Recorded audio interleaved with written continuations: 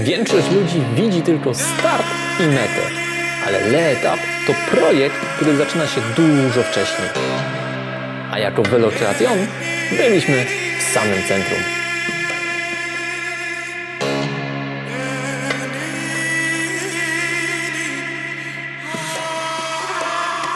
Witajcie moi drodzy w kolejnym odcinku na naszym kanale i dziś chciałbym Wam opowiedzieć o wydarzeniu, które już się odbyło 25 stycznia, o wydarzeniu naprawdę wielkiej rangi l'Étape by Tour de France, tym razem edycja w Dubaju. Byliśmy wielką częścią tego wydarzenia, pełniliśmy rolę ambasadorów i właśnie z tej perspektywy chciałbym Wam o tym wydarzeniu opowiedzieć. Ja jestem Kuba Ślęczka i zapraszam Was na ten odcinek.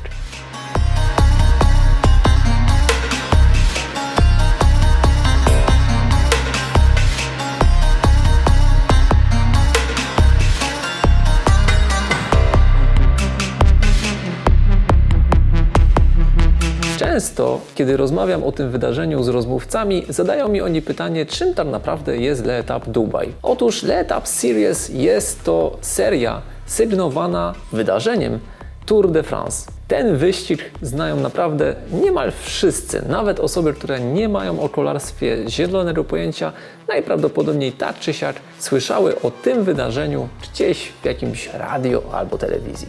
No a dla nas oczywiście Tour de France jest to najważniejszy wyścig w kalendarzu, nie dla wszystkich ulubiony, ale naprawdę jest to wydarzenie absolutnie globalne i cała otoczka, cały charakter, cały profesjonalizm związany z organizacją takiego wydarzenia jest przenoszony na serię dla amatorów. My, zwykli śmiertelnicy, którzy nie mamy szans stanąć na starcie prawdziwego Tour de France, jesteśmy w stanie poczuć atmosferę, poczuć tę jakość wykonania tego wydarzenia na własnej skórze, stanąć na starcie i powalczyć o jakże prestiżowe, prawdziwą, żółtą koszulkę klasyfikacji generalnej, zieloną koszulkę sprinterską, no i oczywiście, jeżeli wyścig na to pozwala, koszulkę w grochy, czyli zwycięzcy klasyfikacji górskiej. Te wydarzenia rozsiane są po całym świecie, na wielu kontynentach, więc jest to wydarzenie, które ma budować wizerunek właśnie tego jakże pięknego wydarzenia, jakim jest Tour de France.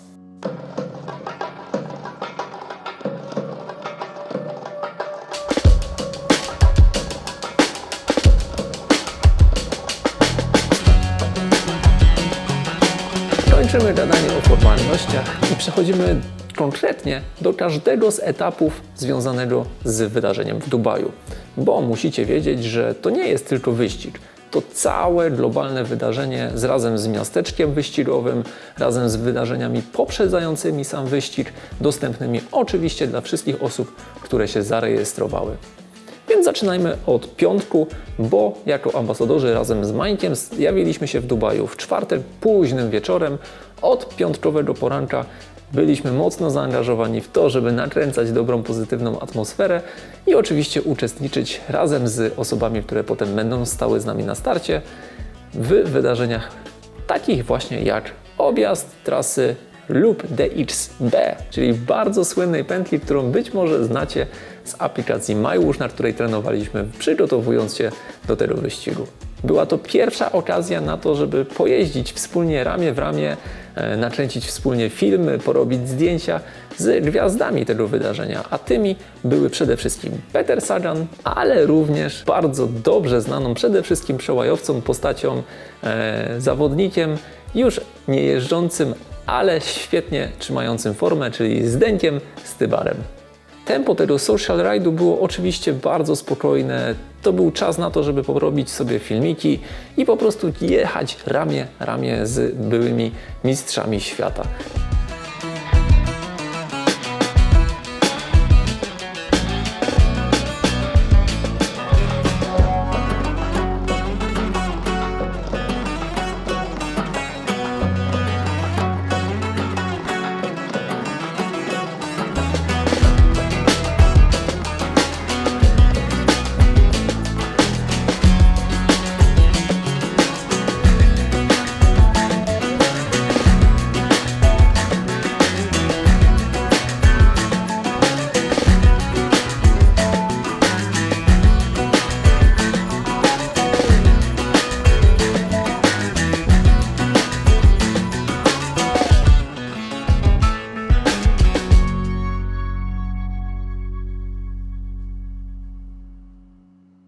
wyjeździe czekała nas jeszcze wieczorna gala otwierająca całe wydarzenie, oficjalna, na której mogliśmy po prostu już w spokoju przy drinku, niektórzy bezalkoholowym, inni z bąbelkami, porozmawiać z osobami zaangażowanymi w organizację całego wydarzenia, no a oczywiście również z gwiazdami, czyli przede wszystkim z Peterem i z Denkiem. W sobotę mieliśmy przed sobą przede wszystkim prezentację i odbieranie pakietów w otwieranej wiosce. Tam na wszystkich uczestników czekała bardzo prosta procedura odbiorów pakietów startowych. Potem przeszliśmy do prezentacji wszystkich ambasadorów, wszystkich partnerów wydarzenia oraz oczywiście główne gwiazdy tego wydarzenia. Był briefing dotyczący wyścigu, na co należy zwrócić uwagę podczas ścigania dzień później w niedzielę. Ten dzień był również dniem angażującym całe rodziny. Na stanowiskach mogliśmy się naprawdę pościgać, pobawić. Prześwietna zabawa dla najmłodszych, dla starszych, dla rodzin. I to jest magia takich wydarzeń. Angażowanie różnych pokoleń, ale przede wszystkim najmłodszych, którzy może kiedyś będą mistrzami świata. Z racji tego, że było to jedyne wydarzenie oficjalne w sobotę, na którym my z Mańkiem mieliśmy się pojawić, chcieliśmy wykorzystać okazję i wybrać się na Al-Qudrę, czyli bardzo słynną trasę w Dubaju, zbudowaną pośród pustyni, pośród niczego, porobić tam materiały, pobawić się i po prostu chwilę sobie pojeździć.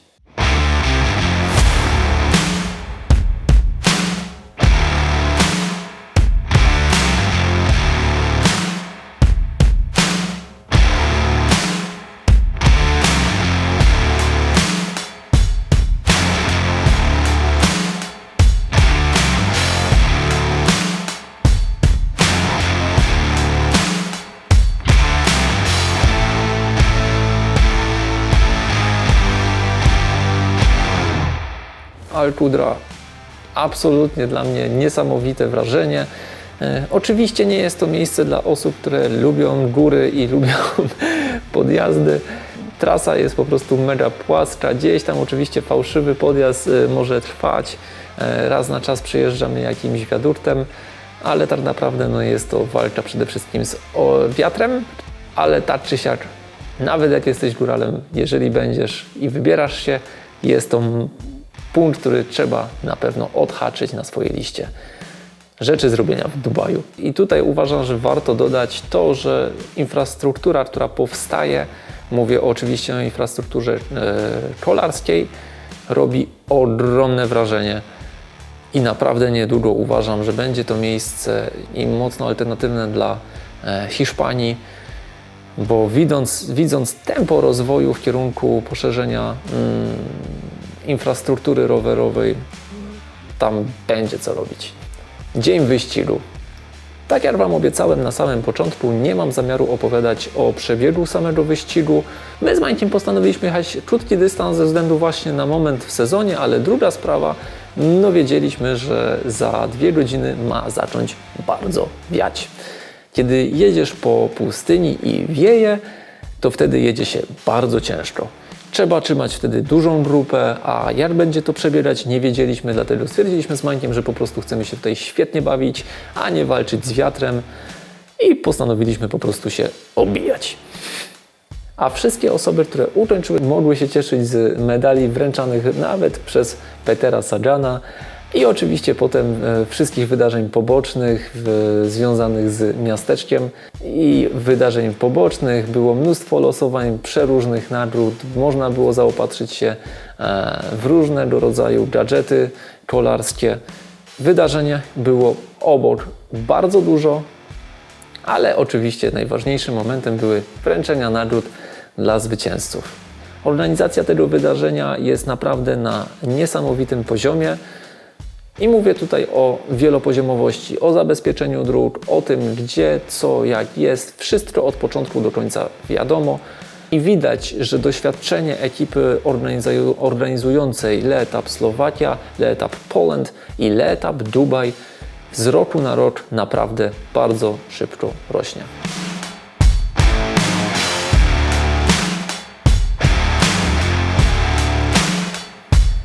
Le Étapes Series to nie tylko wyścig, to globalny format, który budowany jest w otoczce i w atmosferze największego wyścigu świata, czyli Tour de France. A Velocreation jest jego częścią, z czego jesteśmy naprawdę bardzo dumni. I już w tym momencie możemy Was zaprosić na kolejne wydarzenie Le Étapes Series, na którym będziemy, czyli na Le Étapes Poland.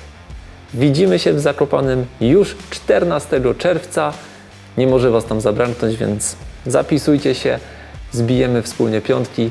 My tam zjawiamy się z całym naszym teamem, żeby mocno powalczyć, ale przede wszystkim świetnie się bawić. Więc widzimy się już niedługo. Ja z mojej strony Wam bardzo za dzisiaj dziękuję. Pamiętajcie o subskrypcji, łapie w górę i o podbijaniu tego odcinka. Widzimy się w następnych materiałach. Udanego tygodnia. Trzymajcie się.